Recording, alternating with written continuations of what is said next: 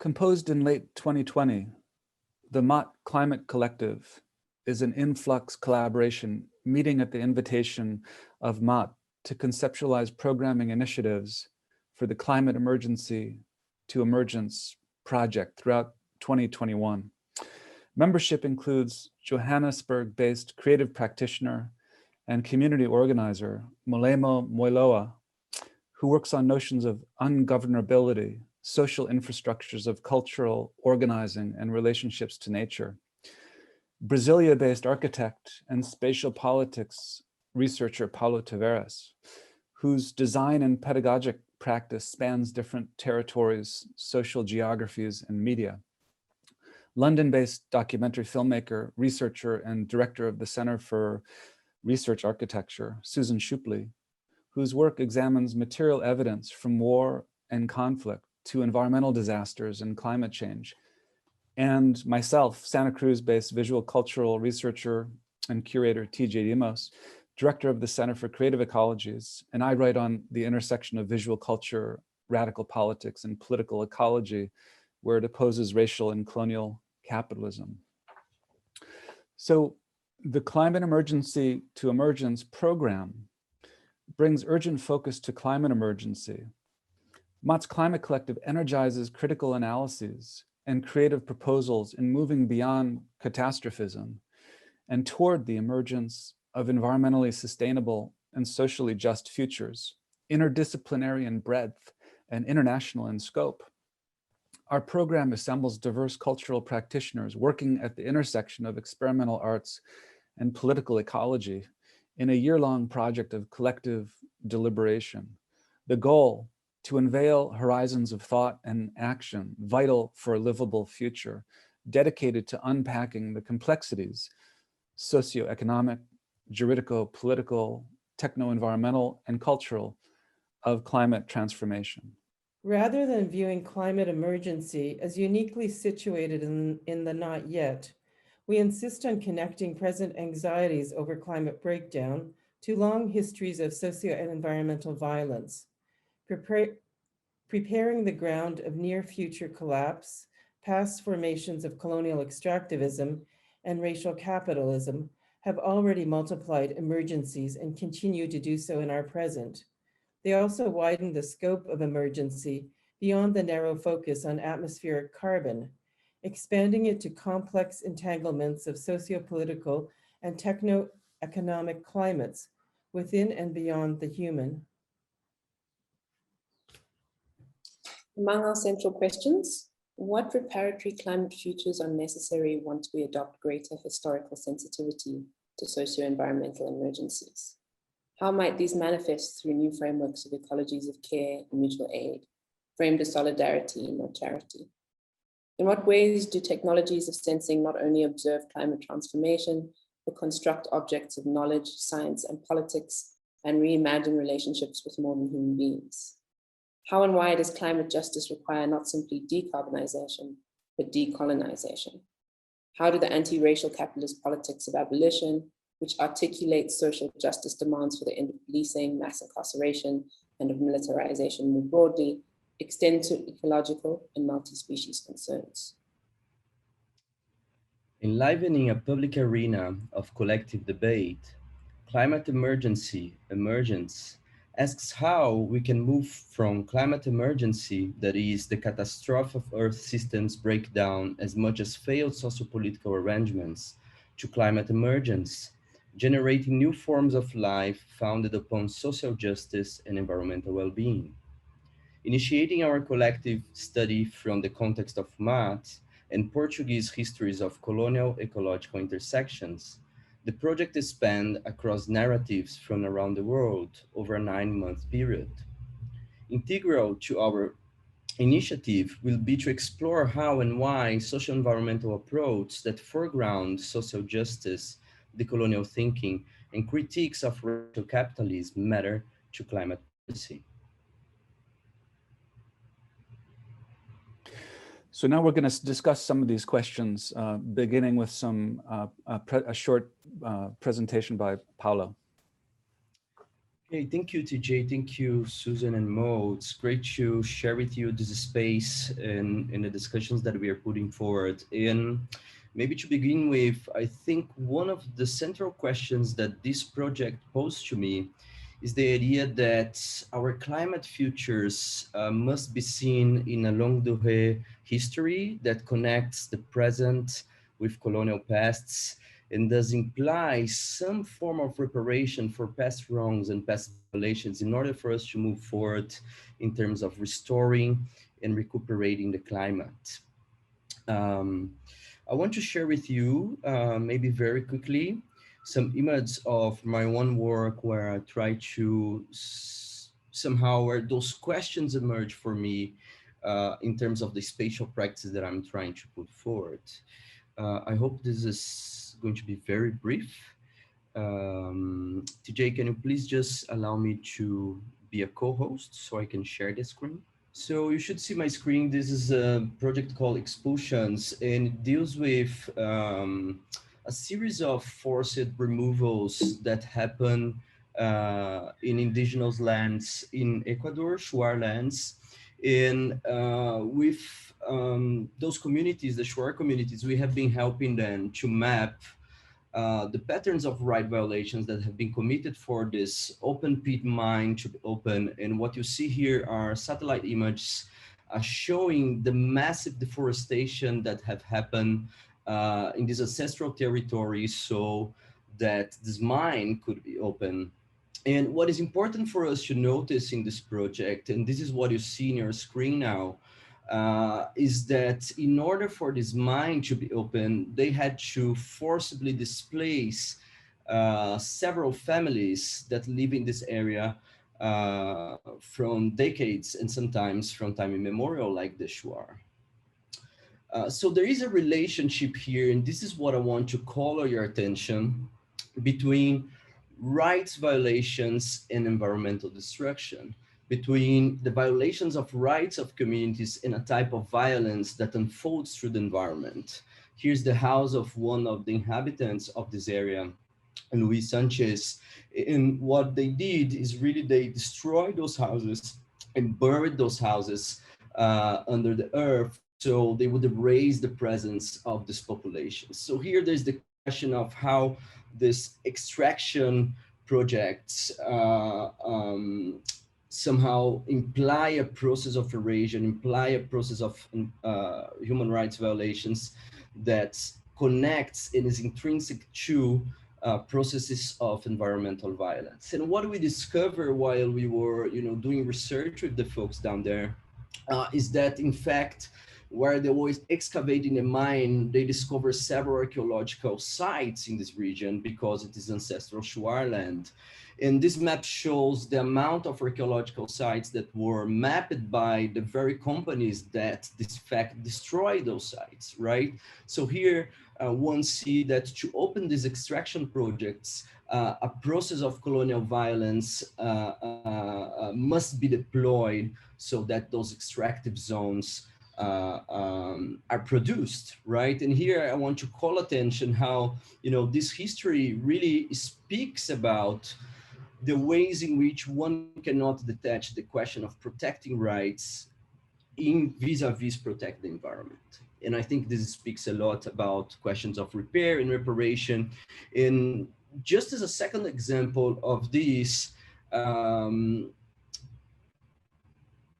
want to bring us sort of to the contemporary situation in Brazil, and we know that Brazil is going through a very severe crisis in terms of the care for its environment, specifically the Amazon forest, because of the neo-fascist government that we have now in power. And this neo-fascist government is in fact alleging that indigenous peoples, because of the ways of life, are the ones who are destroying the Amazon. And we know how Bolsonaro is trying to implement, or is an expression of the rise of a new fascism in the world that is, trying to militarize the sort of neo-conquest of the Amazon, and is leading to this ecocide by design. And he's recuperating in many different ways the sort of plannings of the military dictatorship that thought to modernize Amazonia, that thought that the forest should be somehow, you know, a modern industry so one could extract commodities for the global market. And of course that this mentality, this very modern mentality, was really articulated with a sort of colonial history, right? That could portray Brazil as a sovereign nation. So somehow what we are seeing now is the recuperation of this colonial thinking, right? That was also, let's say, enacted by the military dictatorship during a period of exception. And here I want to connect ideas of exception and extraction. So this was some images that I want to share with you about the sort of desertification of the Amazon that was produced by this modern colonial ideology deployed by the military, and that the government, the neo-fascist government of Bolsonaro, is recuperating now. And we see the sort of scale of environmental destruction that those modernizing colonial projects generate, really producing a desertification of Amazonia. And as we know, this is a sort of index of global climate change. But what I want to call your attention here, just to conclude, and to go back to this idea that, you know, we need to see the questions of rights and the question of climates in tandem with each other, is the fact that as the Brazilian National Truth Commission investigated, the military dictatorship caused the killing or the forced disappearance of thousands and thousands of indigenous peoples during the implementation of this process of modern colonization of the Amazon. And here's a map that was a very important map for us, where you see in the red shade, you see the patterns of deforestation in Amazonia, which we call the arc of fire. And in white, you see the political assassinations and target killings of land rights and nature rights defenders. So one can see how political violence here is really attached to a form of environmental violence. And therefore, for us to move forward towards a future of climate sustainability, of climate and ecological well-being, we need necessarily to understand that the protection of the forest, the protections of the environments, are the protections of the communities that really care and nurture those environments, to the extent that we cannot separate the questions of civic rights, of human rights, and the way we're going to protect the environment. And I guess this speaks a lot about this idea of reparation and repair vis-a-vis the climate emergence that we are speaking about in this project. This is something I want to share with you just as a way of beginning this conversation. Thank you. As I said, I have some images that'll just scroll in the background as a loop, and then some prepared notes. So I'll play the images. Play on this Mac. And I'll begin. So yeah, firstly, I also wish to extend my thanks to you, TJ, for assembling this small group with Paulo and Mo, and it's really a fantastic opportunity to be able to think and work together over the course of the coming months. I really appreciate the generosity of the generosity of being of extending this invitation, because it's also really just to say I found it already extremely kind of productive to as a means of sort of reflecting upon the kind of research and the questions that I'm trying to engage with in my own work, but through a very specific kind of frame that you've generated. But if you don't mind, I have some notes that I'm actually prepared that I'd like to just share with everybody.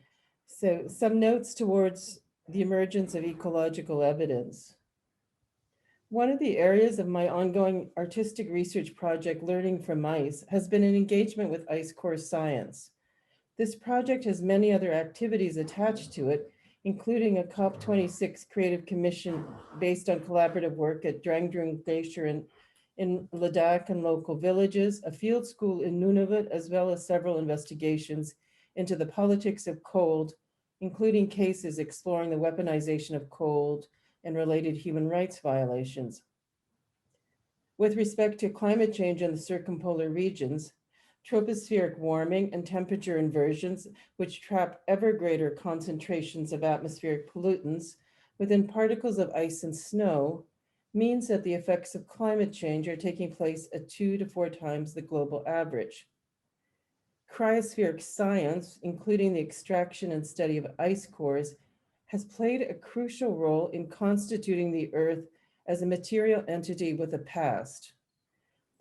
Yet for me, it's not a question of determining whether the Earth has a past in the sense of the deep time of planetary processes and ancient climates, but rather I'm interested in exploring the evidential role that materials play such that we can make the rather provocative claim that the Earth has become a subject of history. Agreed upon protocols, technoscientific procedures, different forms of expertise, discursive practices and knowledge traditions must all come together in highly particularized ways to corroborate or dispute such a claim to history. Ice core science provides a particularly useful example of this epistemic transformation, whereby the constitution of our Earth into a proper subject with a history and a name, planet Earth, can take place.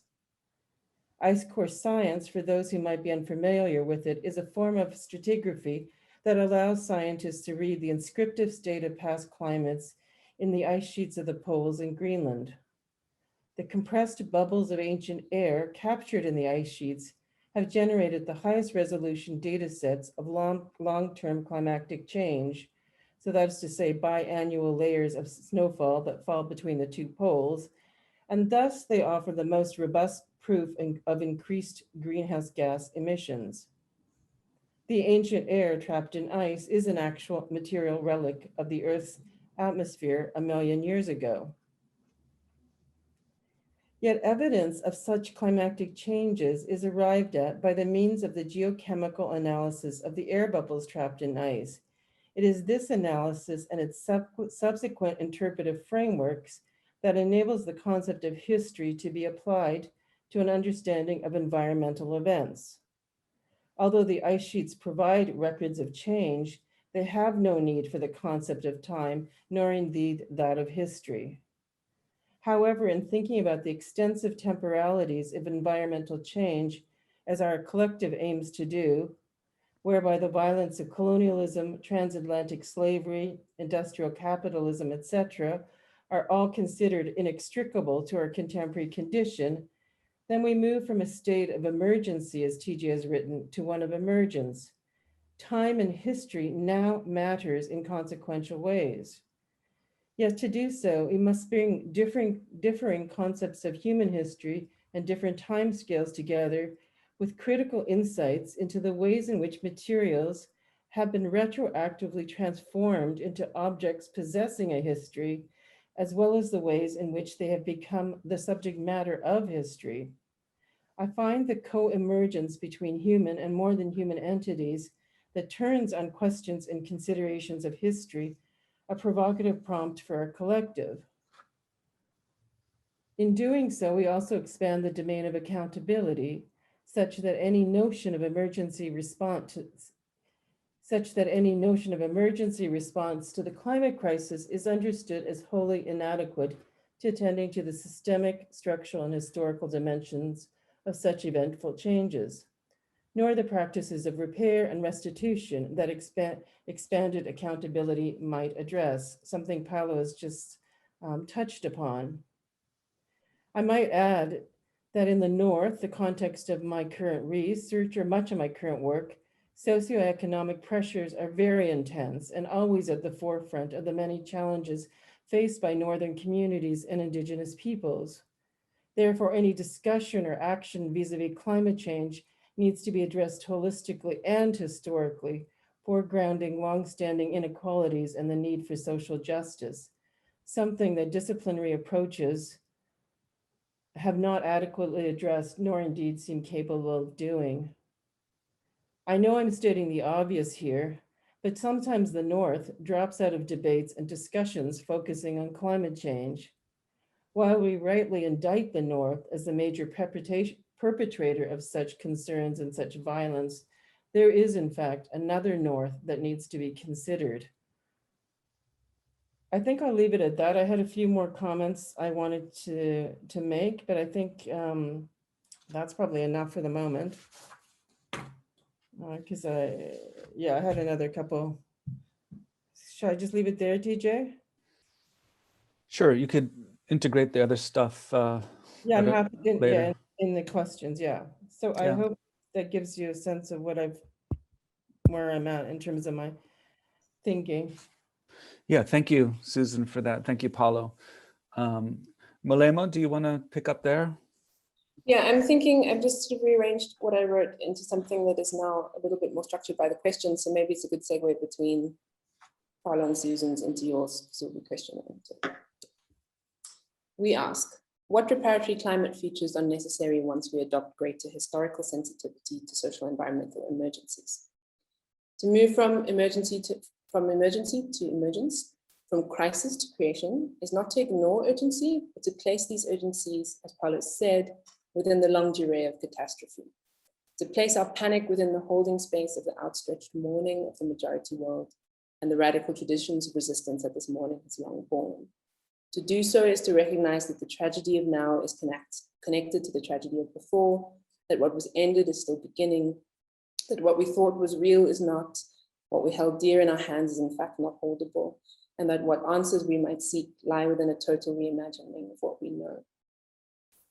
We ask, in what ways do technologies of sensing not only observe climate transformation, but construct objects of knowledge, science, and politics, and reimagine relationships with more than human beings? Well, the great ancestor of South African photography, Santam Mofokeng, spoke of his practice often as chasing shadows. In English parlance, this would suggest a futile exercise, an attempt at something not possible. But in fact, for Mofokeng, this was a purposeful mistranslation, because Mofokeng was interested in another kind of shadow. Siriti in local South African language, Sotho, or Isithunzi in isiZulu. Siriti or Isithunzi means shadow, but it's not the English shadow. It also means shade.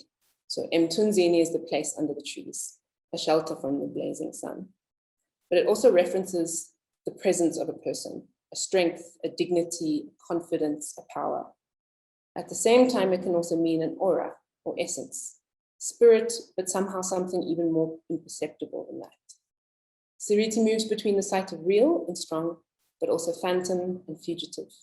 Siriti moves in the spaces of the visible and invisible, the light and dark, but very importantly, mostly in the dark, but a dark that is powerful and good, that gives life. Siriti exists in the sight of the human and of the tree, of healing and of care. Siriti reflects an ontological imaginary, an African humanist, but simultaneously anti-anthropocentric imaginary of the human as porous and unbounded, permeable and partible, connected, but also whole. We ask, how does climate justice require not simply decarbonization, but decolonization? Well, quite simply, in 1950, Aimé Césaire wrote in his treatise, almost manifesto, Discourse on Colonialism, a civilization that proves incapable of solving the problems it creates is a decadent civilization. A civilization that chooses to close its eyes to the most crucial problems is a stricken civilization. A civilization that uses its principles for trickery and deceit is a dying civilization. We ask finally, how do the anti-racial capitalist politics of abolition extend to ecological and multi-species concerns? As mentioned before, to center emergence in long histories of ecological resistance is to recognize how we got here, to pay our respects to those who were fighting a fight long before we've been, and to recognize we're not alone in time, in our actions towards different futures. And for me, this is vitalizing work. And I think for us as a collective, this is vitalizing work. It's an opportunity for a revisiting of relationship towards a new relational ethics that recognizes very much where we have come from and shifts the way we choose to live together.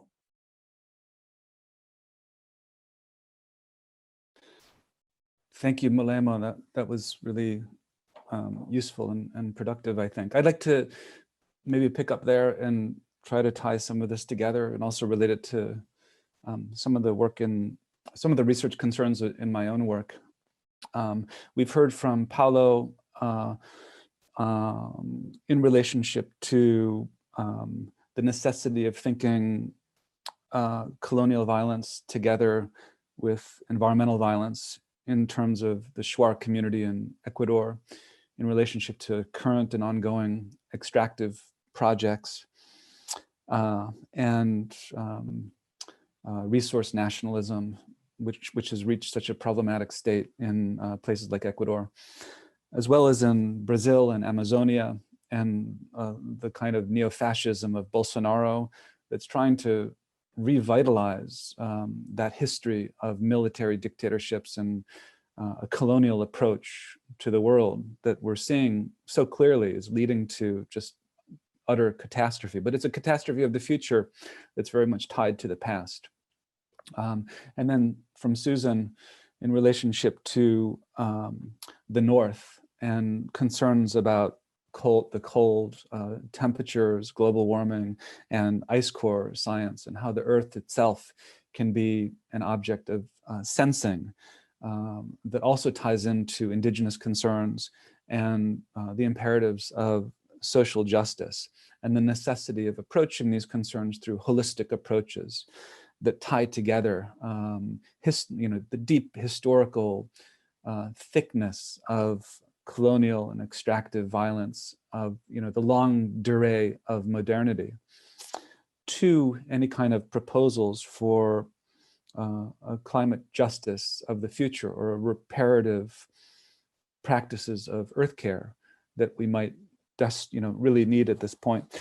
And then Molemo mentioned some further references of the practice of Santu Mofokeng in the South African context, and his project around chasing shadows, and the rich etymological associations that term calls up, that are both related to maybe a certain kind of hauntology or shadows and phantoms, but also a necessary ecological element of giving shade, providing shelter, and creating the conditions of flourishing life forms, as well as references to Aimé Césaire and the discourse on colonialism and the need for a relational ethics. I think there's many themes here that tie our work together in terms of some shared politico-ecological concerns that we're all doing our different kinds of research in relationship to. And certainly I am as well. My practice is more within an art historical or art critical tradition, writing about different kinds of visual, cultural, and aesthetic practices in different geographical locations as well. And I think that's another important concern to the Climate Collective, to have a wide geographical attentiveness to different areas of research case studies, beginning with Portuguese history and the double lens of environmental and colonial violence in relationship to that history. So we plan to begin our program in May with a dedicated event to the case of Portugal, before we then open up to a variety of other regions and areas of concern. So for me, this term, the socio-environmental, is really crucial, and it's meant to disrupt narrowly conceived environmentalisms. In other words, those that largely focus on carbon in the atmosphere instead of powers on the ground. And that narrowly conceived environmentalism describes, for me, the kind of solutionisms that we get from green capitalism, which seek generally to prioritize decarbonization through technologies of carbon capture or geoengineering and market-based mechanisms that are basically false solutions. They're false because they represent the endorsement of ongoing capitalist accumulation, rather than anything like the system change demanded by climate justice movements. So system change would demand fundamental alteration of dominant economic models dedicated to endless growth, and would instead entail creating entirely different models of distribution based on addressing the needs of the many instead of the profits of the few. This is basically, the premises of environmental and climate justice. So socio-environmental emergency recognizes that historically intertwined catastrophes of the past have represented so many world-changing events, from imperial conquest and colonialism to transatlantic slavery, which have continued under longstanding extractive regimes of racial and colonial capitalism that we're still contending with to this day. And those histories are inextricable from fossil capital, as the endless search for new markets and ever more exploitative labor arrangements have generated new modes of production, including those that are now threatening natural systems collapse. So reparations, when understood in relation to climate futures, should not only address the history of social violence, addressing damage from hundreds of years of colonialism and enslavement, but also environmental reparations, restoring damaged habitats and natural systems of water, soil, and air. And we've all talked about this in our different approaches. This is really crucial.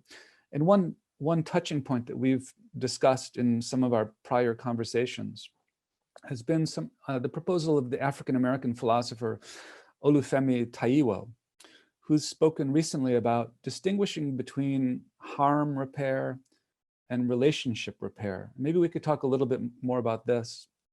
So harm repair seeks to rectify damages of the past, but gets into rather complex scenarios of trying to ascertain transgenerational damage, which is ultimately really difficult, if not impossible. Whereas relationship repair attempts to fix an ongoing to fix injustice in terms of an ongoing ethical relationship to each other, committing to building a different kind of world, a world of justice in which we all want to live. So I think that provides a useful way to think about reparatory climate futures, which proposes not only the repair of damaged climates, but also building an entirely different kind of world, both in terms of social justice and ecological well-being. Maybe just to add on this very quickly, very briefly, actually, this is certainly a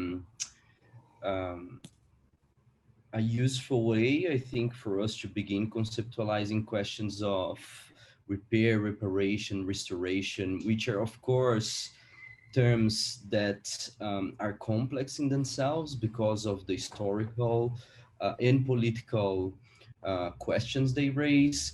And when addressing this, it's a question that, as I used to say, one cannot do alone, because it's really about thinking collective. And in fact, one could say, think about reconstituting a collective in many different ways, right? Repair is that which can eventually reconstitute a collective. And I guess what we are thinking about is that this collective needs to be thought in terms of both human and non-human communities, right? That the healing of one cannot be separated from the healing of the other.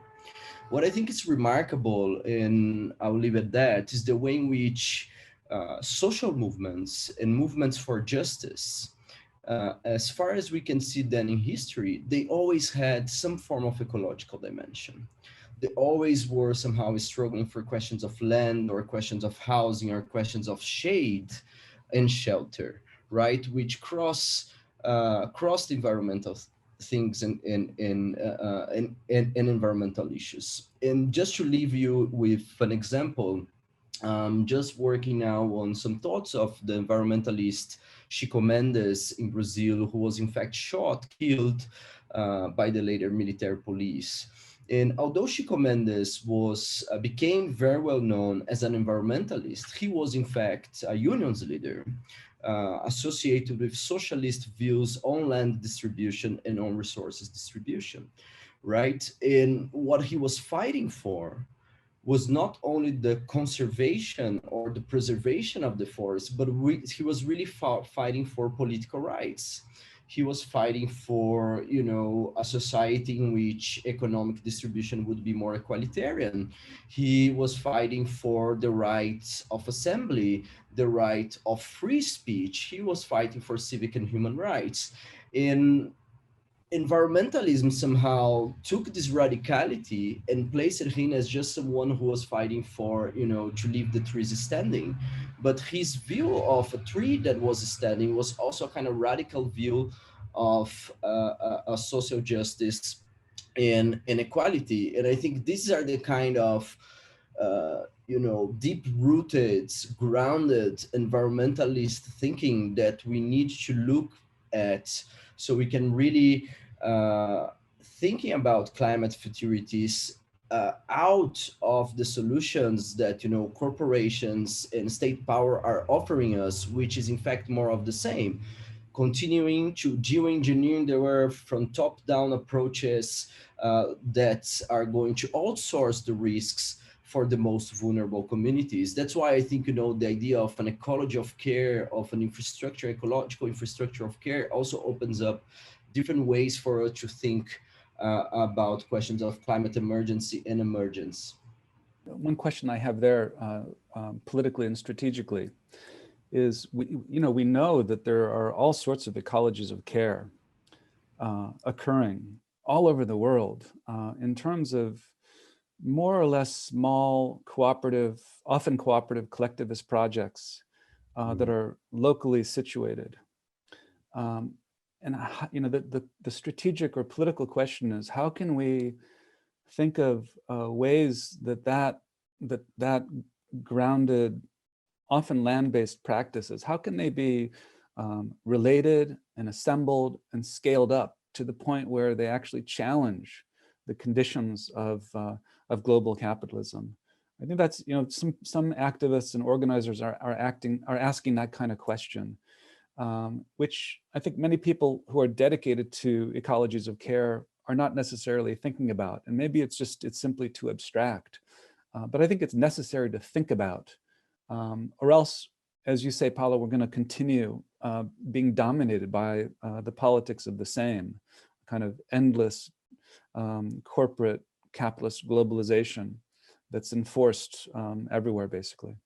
I had a couple of thoughts in relationship to your remarks, TJ, and because we've all talked about the sort of the longue durée of history and expanding the kind of temporal framework, so we're not focusing on the kind of singular eruption of the dramatic event, but actually looking, when you expand the frame, it reorganizes the entire field, of course.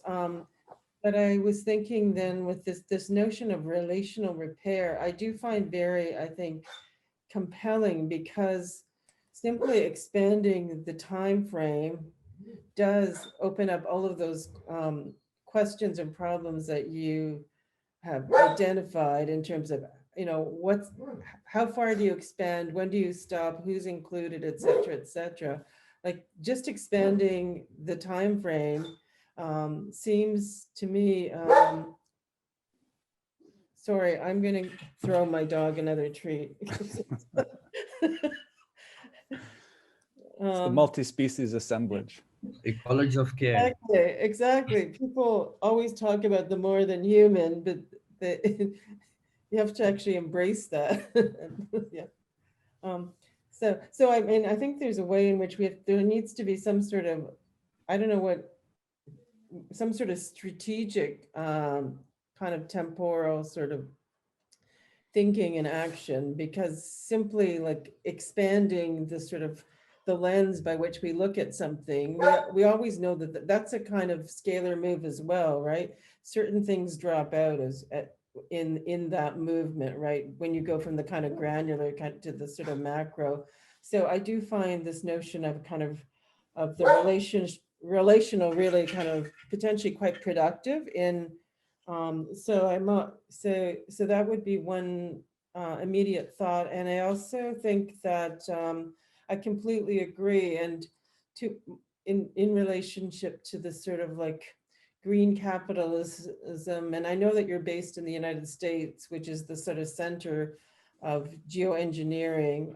Perhaps maybe also, obviously there's a lot going on in China as well with the sort of Sky River project, et cetera, but the ways in which one, I think in our collective, is not about pointing a finger at something and saying that's a problem. It's looking at something as an expression. So climate change, yes, it's a problem, but actually the more, in my mind, the more productive surveillance of would be to look at the ways in which climate change then problematizes a whole set of activities, practices, histories, relationships, et cetera, because when you're pointing your finger at something and identifying it as problematic, it brackets off all of these other kinds of activities. So I think in our collective, I get this, I really feel strongly about that everything needs to be, that we're always working in, that we're always thinking about verbs, problematizing the ways in which something dramatizes something. There's no dramatic event in the way that you've identified as the kind of the crisis, right? But rather there's relationships that are being dramatized because of a whole set of convergences that are taking place. So those are my two offerings. And as I said, also Uli is clearly, I don't know if she's in disagreement or agreement with my comments, but there you have it. You know, TJ, in relation to your question, I think Susan's point around how when things scale, certain parts drop off is perhaps also a point of articulation that, in fact, in many cases, these kinds of ecologies of care and these kinds of radical ecological practices that Paulo is speaking to can become sort of disappeared in the narrative when it's told later. After the fact, Philippa Cesar's work around, I go blank now, the work in Guinea, or for example, at the moment I'm working on a project on the kind of place of gardening in Winnie Mandela's radical politics of ungovernability. And in fact, these sort of narratives have always been there, but in the kind of big nationalist stories of kind of histories of resistance, our relationships to plants and more than human beings tend to kind of fall by the wayside as kind of non-political and not as important.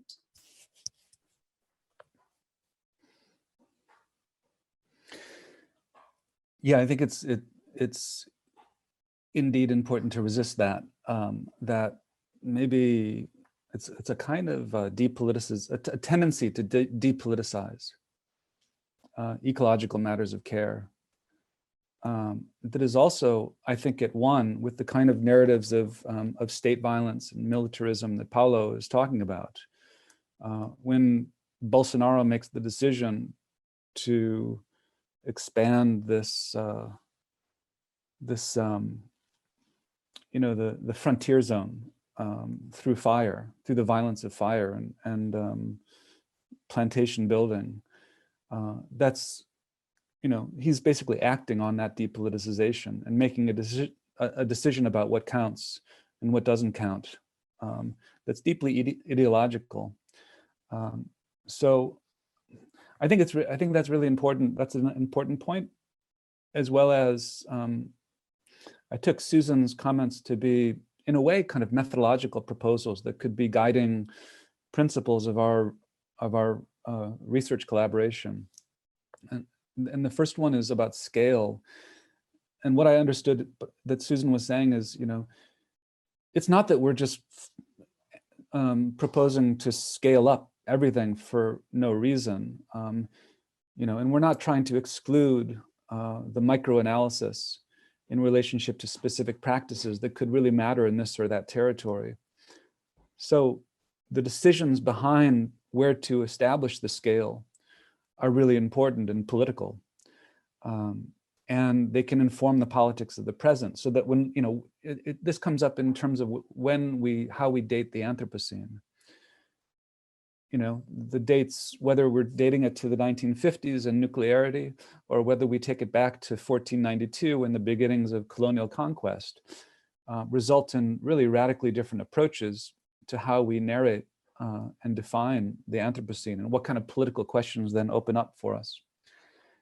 And then that second point, I just want to highlight again, because I think it's really interesting, to hesitate and ultimately decide in terms of our research methodology, not to focus on the spectacular event that we could potentially reify as a problem or as a crisis in and of itself, and rather to look more at these events as symptomatic,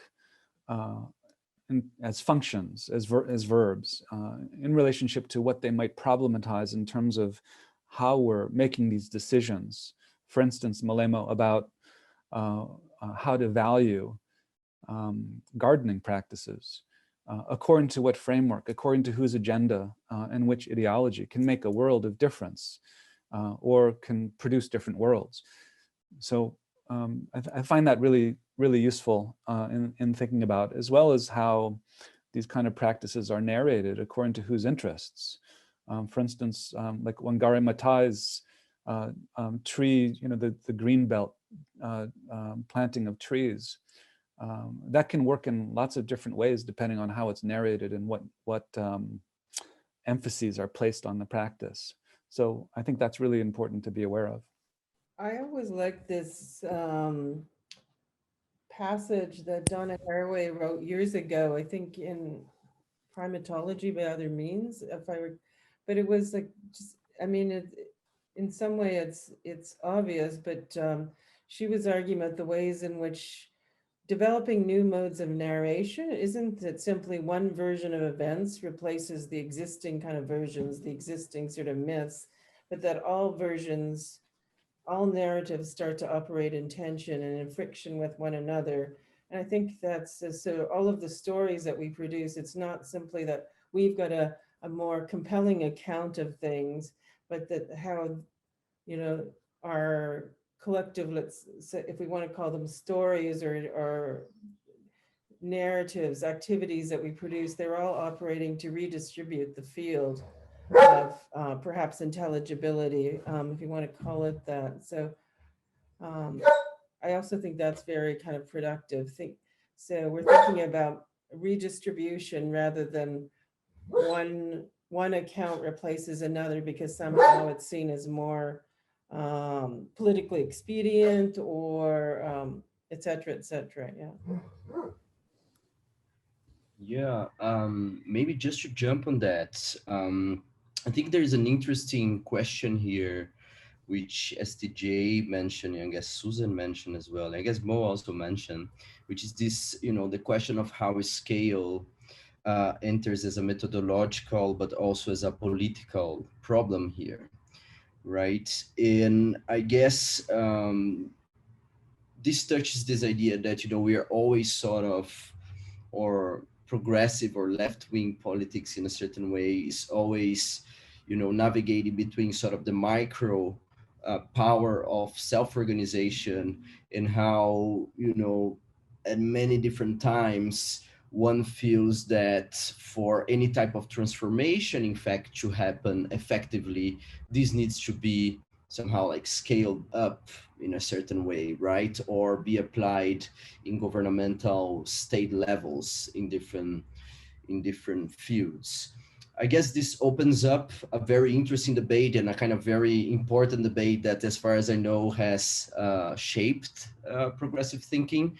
And maybe in that respect, something that we can discuss in the future is the possibility of a Green New Deal that has been discussed in the US. I imagine TJ would have more information on that, but also the, if I'm not wrong, how is it called? The Red New Deal?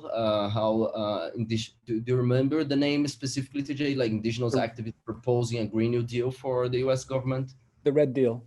Yeah, the Red Deal, and maybe you can speak a little bit after that, because I think this is a kind of example how, the kind of deep knowledge of earth caretakers and how certain types of political organizations are trying to make meaningful interventions into governmental bodies without letting the sort of grassroots local dimension of such struggles to let it go, right? And how one can connect the sort of local and global and the global and the local in terms of the climate policy, in as much as every question climatological, which is local, it's also, which is global, is also local, and vice versa. And I guess this question of scale also brings another important thing for us here, which is the kind of temporal scale, right? Not to free ourselves or to liberate ourselves from this permanent state of emergency that contemporary governments somehow want to impose, both on the kind of narrative, but also in the political economic sense. So they can also employ certain types of measures without, by using this sort of exceptional state and increasing their power over people. So how we want to liberate ourselves from that, and to liberate ourselves from that implies this idea of kind of longue durée history of modernity, of colonial modernity, and understanding how, the kind of climate catastrophe of now is in fact related to past rights violations and violations that stem from colonization, and that it needs some form of repair so we can move towards the future, but also how this scale implies a political thinking that's not short term, but that's really thinking about, in terms of the cycles and the geophysical processes of the earth. So it's really a kind of transgenerational type of political thinking. And I guess that's precise the moment where, the question of narratives and the question of experimental arts and, experimental visual cultures really enters into the political equation, right? Because one needs to make those histories visible or, or accountable, both in terms of what they reveal from this, deep past of the earth and of, our communities, and of capitalism, of racial capitalism, but also what one can potentially imagine of, of that future would be. And in that sense, it's interesting to me that we have the chance here in this collective to really bring, questions of visual cultures in relation to activism, in relation to activists, to advocacy, in relation, to, as Susan mentioned, to this kind of field of the visual, and how, those stories can redistribute, the field in itself. And that's why I think, the questions of the visual cultures and the artistic one became so politically important in a moment where, the idea of emergency, of a climate emergency, is really also shaped by the media, by a subjectivity that, is constructed by the media, is constructed by the visual field. So to interfere in this field, in the ecology of the visible, it's also politically consequent with, the ecology of planetary Earth in many different levels.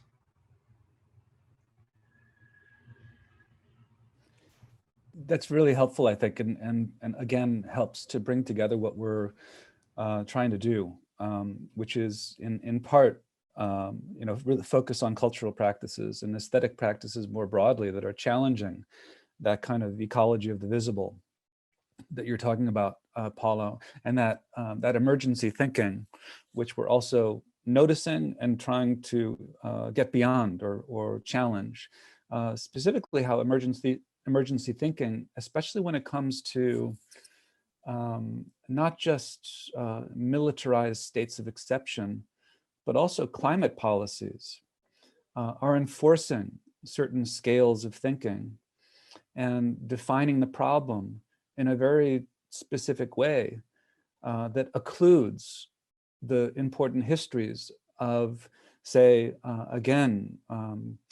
colonial environmental state violence that's happened in the past, that many states simply want to forget. Many climate negotiators don't want to point to. They want to get rid of this this really important feature called climate debt that developed wealthy countries owe to less developed ones, less developed countries that have also, not surprisingly, suffered immense and long histories of colonial violence in the past, which is a large reason why they're underdeveloped in the first place.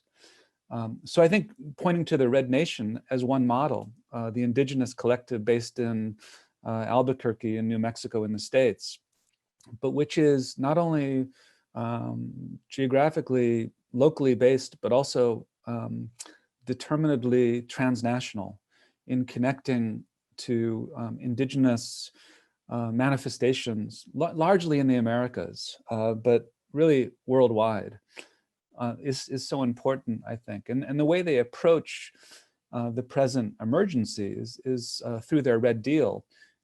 It, you know, completely avoids the potentially limiting technocracy of a Green New Deal approach, depending on how it's articulated. But they're focusing on ending the occupation, for instance, healing our bodies, and healing our planet. In this, what I would call an intersectionalist climate justice and decolonial approach to climate emergency, in the widest sense of what climate means. So it's social and political, as well as ecological and environmental in relationship to the more than human world. So I find that that's a really useful approach that doesn't need to be limited to indigenous practices. And I think this is something I suspect that we're all interested in thinking about. How can proposals like this that are radical and decolonial be developed and thought about and inform practice within non-indigenous spaces? What potential connections are there? What relations can exist that are a matter of ethical, non-appropriative, non-exploitative relationalities of practice? You know, how can we think about entering into alliance with some of the principles of the Red Deal, for instance, but from a non-indigenous, anti-colonial perspective that challenges some of our own settler colonial inheritances, but looking at it in different ways according to the specific geographical and historical cases that we're all grappling with and thinking about and living within, given our different perspectives and positionalities. Maybe just to a little bit on that, the Red Deal was very interesting to me to learn and know about it, and also how it's, you know, it's playing out in US politics and the way that, you know, the Green Deal feels like recuperating some form of agency of the state, or, you know, state welfare, in how, you know, indigenous movements are organizing to say, in fact, we need to go beyond, right? We need to go beyond of this type of thinking. We need to, you know, really sort of infuse this environmentalist thinking with, you know, indigenous politics or indigenous political philosophy in many different ways. And I am very interested in the ways how this type of approach, as you called, or, you know, of organization or of activism can really sort of build alliances, and how one can attach to those practices and really sort of amplify them. And I say this thinking about the example, the kind of remarkable example of Ecuador when they established, you know, the rights of nature in their own constitution. And I know a little bit about the story because I've did some research around it and some projects around it. And what was remarkable was the way in which, you know, indigenous movements were really conscious that, you know, although not, you know, they should preserve their sort of grassroots organization and the way in which they maintain this, you know, throughout colonialism, that they should intervene in state politics, that they should organize a party, that, you know, they should participate in the new constitutional assembly, that they should to do, as they said at this time, to decolonize the state, to plurinationalize the state. And so on and so forth. And I guess this is also with the Constitution. And now there is many sort of proposals for these laws to be amplified, you know, to United Nations frameworks and you know, and global governance frameworks and things like that. And what was interesting in the process of drafting this law was how, you know, a pool of lawyers and people that are doing human rights and environmental advocacy somehow sat together with those indigenous leaders, and, you know, and they need to define different sort of terms to name things. and you know, and appropriate certain types of colonial instruments like, you know, positive law, and really sort of use it as a potential instrument, you know, in transforming society itself. Now, the measure of success of this, it's really hard to measure for me right now, because it feels that we are just opening something for a long-term future. But it's definitely that I'm interested in those types of a sort of, as you mentioned, you know, kind of intersectional environmentalism, and maybe we can assume that every environmentalism is by definition intersectional, in the sense that everything climatic now is going to cross every domain of our lives, right? So, you know, every politics from now on is really a climatic politics in many different ways.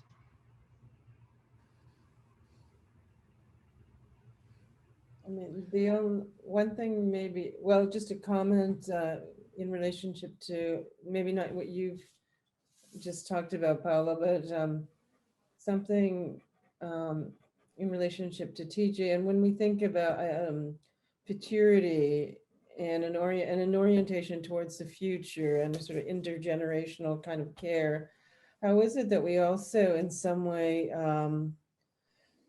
don't fall into the kind of trap, if you will, of like heteronormativity that views the future through the kind of like, yeah, through some sort of in relationship to generations of the children that will come after us, kind of thing. How, and I hope that we will have a chance, or that, and that people participating will have a chance to see there's a Cut Hands video reclamation, because I think there is there's a conception of the future that's not organized around this heteronormative kind of logic that is very much a part of the discourse when it comes to thinking about intergenerational responsibilities and care. How can we reconceptualize that so it's not part of the kind of imagination of heteronormativity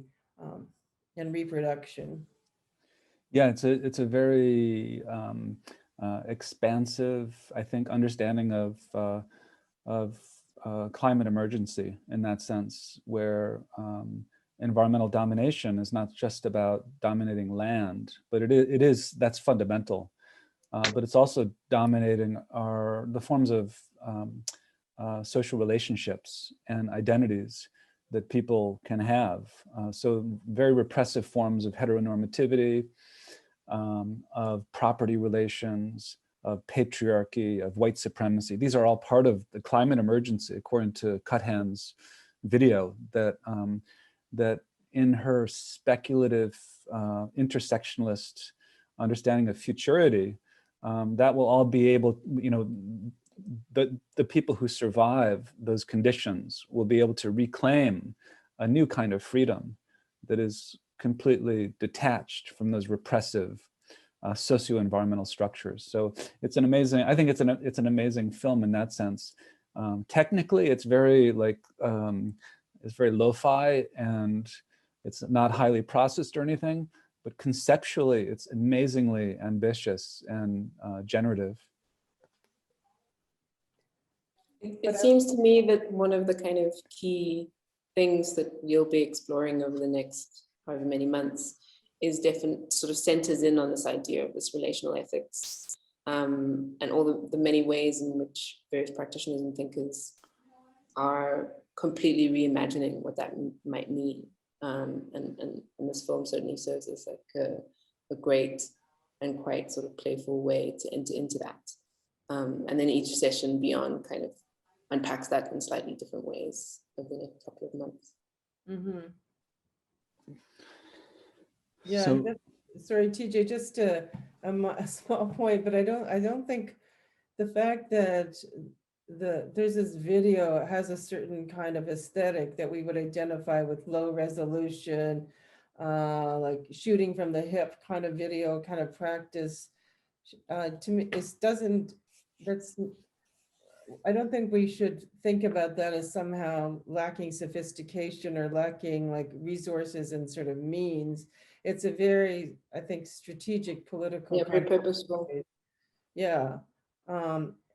So, and in some way it raises, I think, a really important point for me, and particularly in relationship to images of the North. And it's something I struggle with. It's something that I think has already come up in the conversation, but it's really about how to denaturalize a certain set of images that we've come to associate with particular forms of representation that attach themselves to, say, ecological kind of crisis. And so like this practice of denaturalizing an image or images, to me, is really an important part of this process and the work of the collective in relationship to considerations of visual practices and aesthetic questions, etc. And I think Thurs's actually gestures exactly towards that challenge, I would argue. Yeah.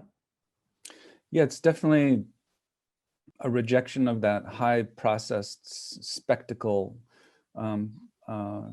image-based economy that I think is associated in the video with colonialism, basically, and capitalist forms of image making. And so in that sense, it's not just haphazard or because there was a low budget. It's it's a really I don't know, productive and challenging use of technology that carries a lot of political significance ultimately, and ecological significance as well.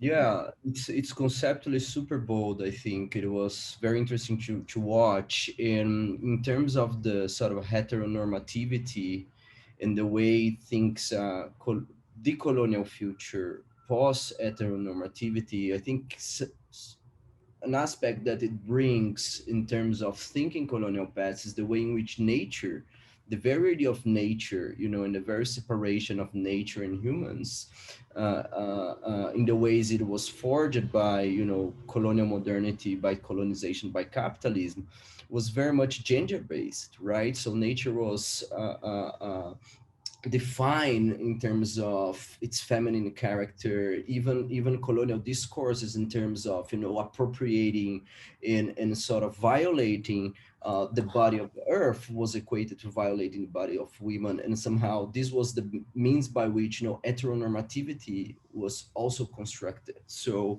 there's a kind of environmental dimension to the ways in which gender, sexuality, and heteronormativity were produced by modern capitalism and its sort of colonial formation, which implies that, for us to see the earth or to see nature, to reconceptualize our relationship with it, we really need to sort of break up with sort of patriarchal heteronormative systems of relationship and of care, right? So in that sense, I think, yeah, it's such a short film, 13 minutes, but it brings many of the different questions that I think, we are trying to tackle and to address in this project. Very upfront. Well, thanks to everyone. This has been really an engaging, fascinating conversation. And thank you again for participating in the collective. And I look forward to working with you on the project in coming months and continuing the conversation. Great. Thank you, everybody. Thank you, TJ. And yeah, likewise, look forward to all of the discussions and the disputes that might unfold. But yeah, wonderful to be a part of things and to learn with everybody. Likewise, thank you very much, Mo, Susan, TJ. It's incredible to realize that I'm in South America, Mo is in Africa, and Susan is in Europe, and TJ is in America. And I guess this, geographic social diversity is also what makes me super excited to work together. So yeah, it's a great opportunity, and I look forward for more, discussions, conversations, agreements, and disagreements. Absolutely, looking forward to it. All right, cool. I'm stopping recording.